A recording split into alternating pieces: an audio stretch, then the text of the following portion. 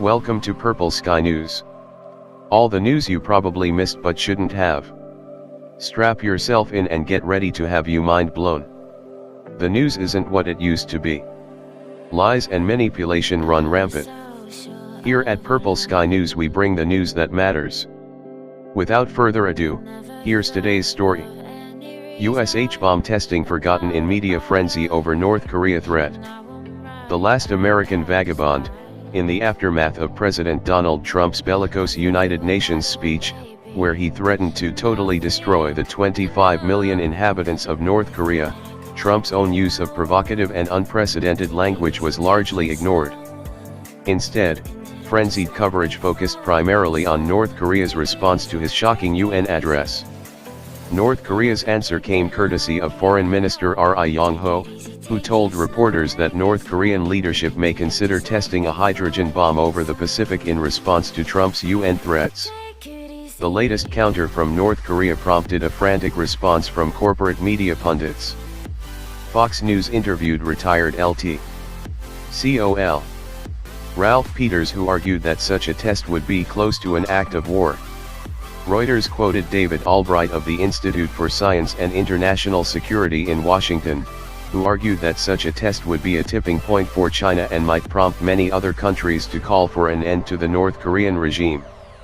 Most reports gave a scant and highly selective history of nuclear weapons testing in the Pacific Ocean.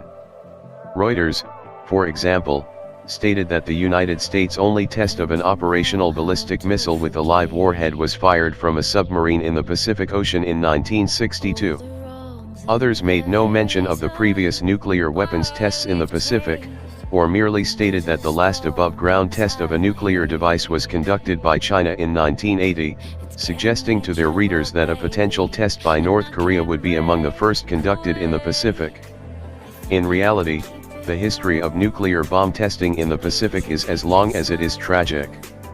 Such tests in the region were conducted exclusively by the only country in the world to have used a nuclear bomb against another nation, the United States. The Marshall Islands, BOMBSITE, MED Lab.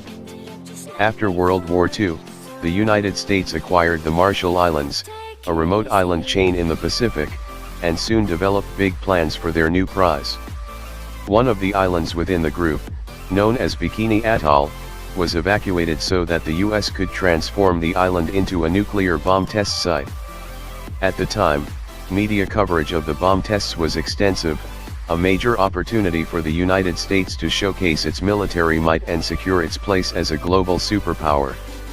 Little coverage, however, was given to the island's nearly 200 native residents who were forced to relocate to other nearby islands, leaving them out of the blast zone but not out of harm's way. Commonly referred to in the Western media at the time as savages, the native Icelanders were to become part of the US government's sordid legacy of human experimentation.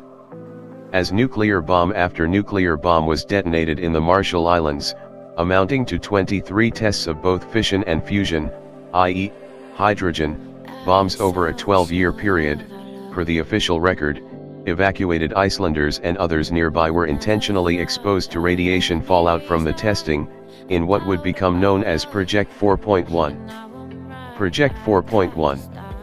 Officially titled Study of Response of Human Beings Exposed to Significant Beta and Gamma Radiation Due to Fallout from High-Yield Weapons, Project 4.1 saw the US government intentionally fail to inform island residents of the impending bomb tests or their threat to exposure despite the fact that the government was directly responsible for overseeing their well-being, in order to conduct a scientific study of radiation injuries to human beings. When the first bomb detonated, children played with the dust that fell from the sky, only to wake up with weeping lesions and their hair falling out days later.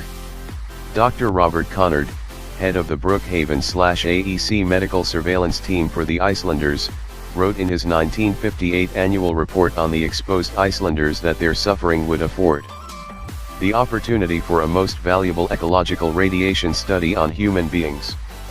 The various radionuclides present on the island can be traced from the soil through the food chain and into the human being.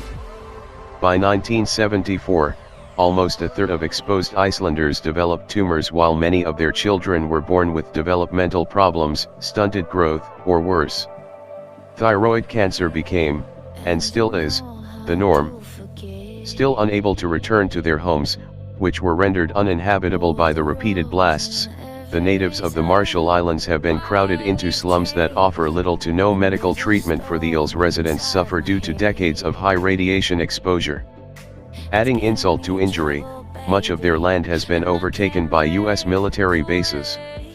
Yet recent corporate media coverage of a potential North Korean nuclear test in the Pacific has apparently sought to rewrite the history of U.S. nuclear testing in the Marshall Islands.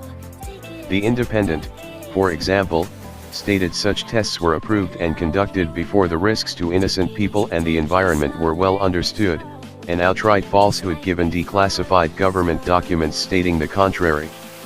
The same pundits fear-mongering over the potential threat have stated that damage to humans could be limited if North Korea picks a particularly isolated spot to conduct the test. However, if North Korea chooses to pick a more dangerous location to detonate, the fact that the United States has done far worse in the past will certainly be swept under the rug.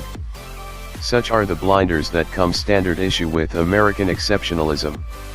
Thank you for tuning in. Stay awake and awaken others. Help us spread the word by sharing this video. If you enjoyed it, give it a like and let us know what you think in the comments below. And of course, subscribe for notifications of new videos. Don't watch fake news.